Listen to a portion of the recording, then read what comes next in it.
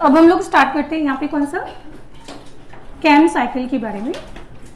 तो cam cycle पढ़ने से पहले आपको C4 साइकिल अच्छे से याद होना चाहिए। अच्छा, कैम के अंदर C स्टैंड फॉर क्या होगा? क्रेसोलेशियन,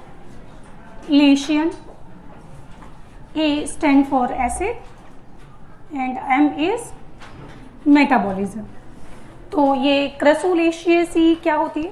जैसे आपने सुना फेबियेसी, लिलियेसी, सोलिनेसी, ऐसी एक फैमिली होती है क्रेसोलेशियसी। तो इस फैमिली में कौन आता है? क्रेसोलेशियसी फैमिली में कौन आता है? तो इस फैमिली के अंदर यहाँ पे इंक्लूड किए जाते हैं डेजर्ट प्लांट। और डेजर्ट प्लांट जैसे एग्जांपल आपने सुना होगा ओपनशिया, कैक्टस। ओपनशिया बोलो या कैक्टस बोलो, एक ही बात है। और इसमें एक एग्जांपल हम लोग और पढ़ेंगे, कौन सा? पाइनएप्पल। अब होता क्या है कि जो प्लांट राजस्थान में ग्रो कर रहे हैं एंड दिन के अंदर टेम्परेचर जो है गर्मियों के अंदर वो 45-50 डिग्री तक चला जाता है। और सीकर चूरू वाला जो इलाका है, चूरू तो पता ही होगा, वर्ल्ड फेमस है, सबसे ज़्यादा गर्मी हो जाती है वहाँ पे पूरे इंडिया की, 53 तक टेम्परेचर चला जाता है। ठीक है, तो आप इमेजिन कीजिए कि अगर वहाँ पे अगर जो प्लांट होगा ये अपने आप का वाटर कंजर्व कैसे करेगा, वाटर कंजर्व कैसे करेगा। ठीक है, तो वाटर कंजर्व करने के लिए क्या करता है, ये अपनी जो लीफ होती है उस लीफ को वो मॉडिफाई कर लेता है किसमें? पाइन के अंदर कांटे होते हैं, तो वो कांटे एक्चुअली क्या होती है, उसकी मॉडिफाइड लीफ होती है। पर सरफेस एरिया कम होती सरफेस एरिया फाइनली लीफ जो है वो स्पाइन के अंदर कन्वर्ट हो चुकी है। ठीक है, अच्छा, तो लीफ जो है भैया मॉडिफाइड हो जाती है किसमें? कांटों के अंदर। तो फोटोसिंथेसिस कौन करेगा? फोटोसिंथेसिस करेगा यहाँ पे कौन सा? स्टेम। तो जिसको आप क्या बोलते हो? फाइलोक्लैड बोलते हो। खैर वो टॉपिक भी नहीं है। अब प्रॉब्लम ये है कि बेटा जो स्टोमेटा होते हैं, अगर आपने दिन में अगर थोड़े भी स्टोमेटा अगर ओपन किए, थोड़े भी पार्शियल स्टोमेटा भी अगर ओपन किए, तो उस केस में क्या होगा प्रॉब्लम? वाटर का ट्रांसपिरेशन हो जाएगा। और इतना जबरदस्त ट्रांसपिरेशन होगा कि प्लांट हो सकता है कि दिन में अगर वो अपने पार्शियल स्टोमेटा भी अगर ओपन करता है तो बहुत जल्दी वो 2-4 घंटों में ड्राई हो जाएगा। तो इसका मतलब ये हुआ कि वो अपनी स्टोमेटा दिन में तो ओपन बिल्कुल भी नहीं कर सकता है ना। तो इसके अंदर हम बात करते हैं एडेप्टेशन के बारे में। तो यहाँ पे इसके अंदर एडेप्टेशन क्या देखने को मिलेगा? इनके स्टोमेटा की बात हो रही है। तो इनके स्टोमेटा एक होते हैं स्कोटो एक्टिव। स्कोटो मीन्स क्या होता है? स्कोटो एक्टिव स्टोमेटा मतलब नाइट एक्टिव। जैसे कुछ लोग यहाँ पे नाइट में पढ़ाई करते, कुछ लोग मॉर्निंग में जल्दी उठ के पढ़ते हैं। तो लोग जो देर रात तक पढ़ाई करते हैं वो कैसे होते हैं? स्कोटो एक्टिव एनिमल होते हैं। ठीक है, नाइट एक्टिव जैसे कॉकरोच होता है। ठीक है, एंड दूसरा इनके अंदर आपको मिलेगा सनकन स्टोमेटा। एंड सनकन का मतलब क्या होता है? डूबे हुए धसे हुए स्टोमेटा। अब डूबे हुए धसे हुए का मतलब क्या होता है कि अगर आपके पास एक स्टोमेटा ऐसा है और दूसरा स्टोमेटा आपके पास ऐसा है, जरा देखिए ध्यान से, तो इन डूबे हुए धसे हुए स्टोमेटा को हम लोग क्या बोलते हैं? सनकन स्टोमेटा। तो यहाँ पे आप क्या नोटिस करते हो कि एनवायरनमेंट के साथ डायरेक्ट ओपनिंग है, एंड डायरेक्ट ओपनिंग होने की वजह से, भैया मेरा वीडियो खराब हो रहा है, जल्दी बैठो। डायरेक्ट ओपनिंग होने की वजह से क्या होता है? ट्रांसपिरेशन जो है वो तेज हो जाता है, जबकि यहाँ पे ये ओपनिंग कैसी है? इनडायरेक्ट है। सो दैट्स वाई यहाँ पे ट्रांसपिरेशन क्या होगा? लो हो जाएगा। ये तो बेवकूफ बनाने वाली बात है, एग्जैक्टली ऐसा होता भी नहीं है। सनकन स्टोमेटा के अंदर ट्रांसपिरेशन की रेट कम क्यों होती है?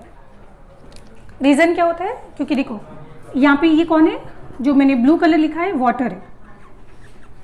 वाटर का ट्रांसपिरेशन होगा, वाटर जो है यहाँ से निकल के यहाँ जाएगा, पर आगे जो रास्ता है वो कैसा है? नैरो है। आगे रास्ता कैसा है?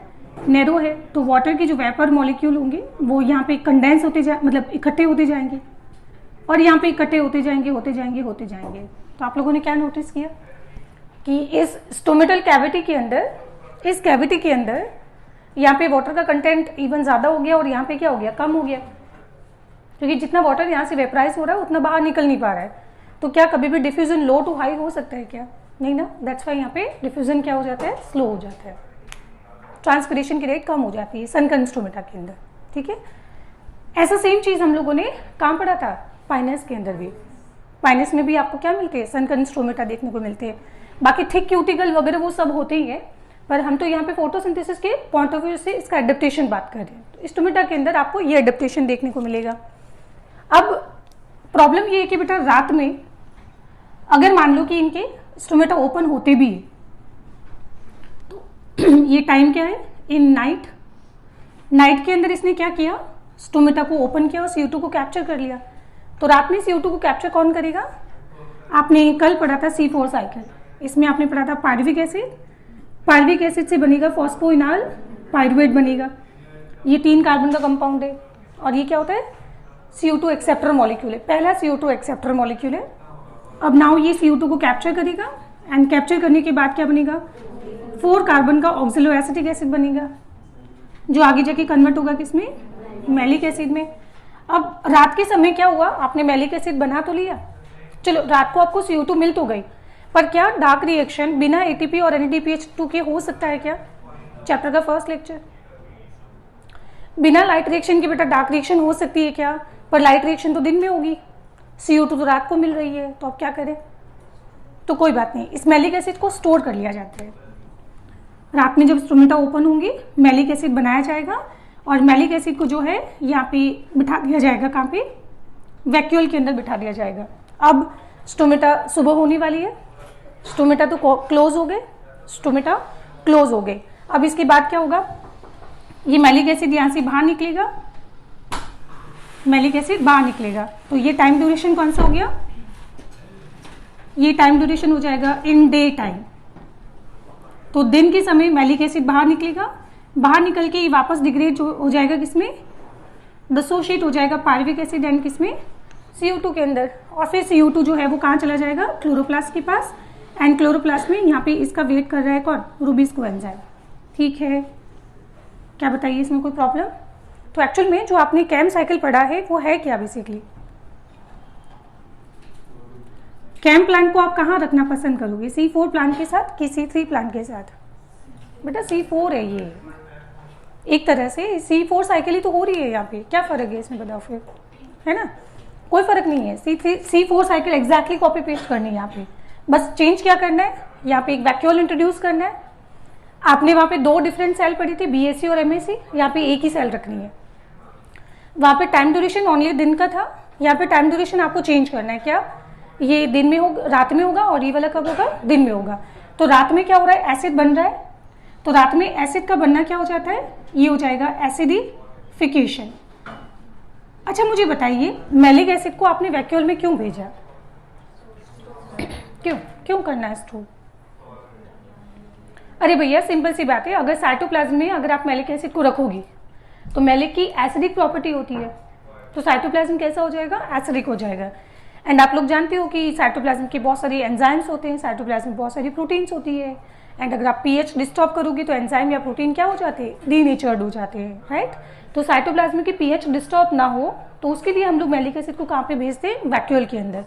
फिर दिन के समय हम लोग क्या करेंगे, दिन में जब लाइट रिएक्शन चलेगी, और जब लाइट रिएक्शन चलेगी और ATP और NADPH2 बनेगा, तब हम मैलिक एसिड को वापस बाहर निकालेंगे और इसको डिसोशिएट कर देंगे, ठीक है। और दिन के समय क्या हो रहा है, मैलिक एसिड टूट रहा है ना, तो इसको हम लोग बोलते हैं डी एसिडी, क्या हो जाएगा, फिकेशन। और अगर pH की बात की जाए तो दिन के समय pH नहीं, रात में pH बढ़ती है कि घटती है, रात में एसिड बन रहा है तो pH घटेगी, और दिन के समय pH क्या होगी, वापस बढ़ेगी। कोई परेशानी इसमें। अच्छा अब इसमें अगर हम कैलकुलेशन करें कि एक अगर आपको CO2 को फिक्स करना हो, तो एक CO2 को अगर फिक्स करना हो तो आपको कितना बोलो, 3 ATP एंड कितने 2 NADPH2 रिक्वायर्ड होंगे। और C4 साइकिल में आपने देखा था कि इस स्टेप के ऊपर क्या हुआ था, हाँ 2 ATP का और लॉस हुआ था, तो ये 5 हो गया था। मैं फिर बोल रही हूँ कैम साइकिल आप बिना C4 साइकिल पढ़े नहीं पढ़ सकते हो, ठीक है। और अगर आपको एक ग्लूकोज का सिंथेसिस करना है तो यहाँ पे 6 CO2 को फिक्स करना होगा, तो इसको भी मल्टीप्लाई कर लो क्या, तो ये हो जाएगा 30 एंड ये हो जाएगा कितना 12 NADPH2। बताइए कोई परेशानी यहाँ पे। तो इस तरह से देखा जाए तो कैम जो प्लांट होते हैं वो एक्चुअली क्या होते हैं, एक तरह के C4 प्लांट ही होते हैं, बस उसमें थोड़ा सा अलग चीजें आपको ये देखने को मिलेगी। एक वैक्यूल मिलेगी, सेल दो डिफरेंट नहीं होगी, एक ही सेल होगी, टाइम ड्यूरेशन अलग अलग होगा दिन और रात का, बाकी इससे अलावा कोई बहुत ज्यादा डिफरेंस है भी नहीं ये, ठीक है। अच्छा, और मैं ये चलो सारी चीजें लिख देती हूँ। यहाँ पे ये क्या होता है, यहाँ पे ATP होता है, ATP कन्वर्ट हो जाता है किसमें, AMP प्लस फॉस्फेट के अंदर, ठीक है। और यहाँ पे एंजाइम का नाम क्या पढ़ा था हमने, यहाँ पे एंजाइम का नाम पढ़ा था पेप्टेज। बाकी तो आप लोग चीजें जानते ही हो, वो सब रिपीट नहीं करूंगी मैं यहाँ, ठीक है। तो इस तरह से हमारा ये टॉपिक कंप्लीट हो गया, कौन सा, कैम प्लांट। अच्छा सुनो, एक चीज हम लोग बोलते हैं ना कि रात में ये CO2 को कैप्चर करता है और रात में स्टोमेटा को ओपन करता है, पर बेटा रात में भी तो वहाँ पे वाटर लॉस हो सकता है, तो कैम प्लांट कभी भी अपने स्टोमेटा को पूरी तरीके से ओपन करता ही नहीं है, क्योंकि रात में भी अगर ये पूरी तरीके से स्टोमेटा को ओपन करेगा तो ट्रांसपिरेशन तो रात में भी हो सकता है ना। तो उस कंडीशन में ये रात में क्या करता है, अपनी स्टोमेटा पार्शियल ओपन करता है। कैसे, पार्शियल ओपन करेगा। एंड कॉमन सेंस की बात है, पानी को बचाने के लिए अगर ये पार्शियल ओपन करेगा तो CO2 बहुत ज्यादा भी कैप्चर कर नहीं पाएगा, और CO2 बहुत ज्यादा अगर कैप्चर कर नहीं पाएगा तो बेटा ग्लूकोज भी बहुत ज्यादा बनेगा नहीं। हाँ एग्जैक्टली, कैम प्लांट की प्रोडक्टिविटी सबसे कम होती है। अगर आपको प्रोडक्टिविटी का सीक्वेंस अगर लिखा जाए तो सबसे ज्यादा प्रोडक्टिविटी किसकी होगी, C4 प्लांट की, उससे कम C3 की, और कैम प्लांट की सबसे कम होगी। इसलिए आपने देखा होगा कैक्टस की जो ग्रोथ होती है बहुत स्लो होती है। आपने बचपन में शायद कहीं कैक्टस लगा हुआ देखा होगा, है ना, और जब आप 10th क्लास में आए होंगे तो उस कैक्टस ने ज्यादा से ज्यादा इतनी हाइट अचीव की होगी, बहुत ज्यादा हाइट अचीव की भी नहीं, है ना। तो कैम प्लांट की ग्रोथ इस वजह से क्या होती है, बहुत ज्यादा स्लो ग्रोथ होती है। बात आगे समय, चलो नोट डाउन कर लो। ये हमारा कंप्लीट हो गया कौन सा, कैम साइकिल।